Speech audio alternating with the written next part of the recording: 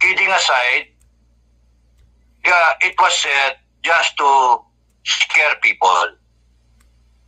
Just to tell people, tama na, enough is enough.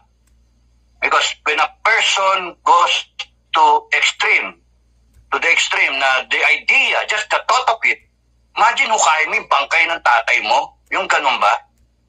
Eh, sobra na yun. Ibig sabihin nun, looking at the other side, sobra yung ginagawa mo, anak. No? Junior, mali na yung ginagawa mo. Because yung ginagawa mo is enticing such an activity na hukayin yung tatay mo at itapon sa West Philippine Sea. Kasi gago kayo eh. Wala kayong sorry. Wala kayong wala kayong utang na loob. 5 presidente yung dumaan. Pinalibing dyan.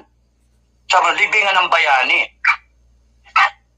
Nagsunog siya ng political capital si Duterte.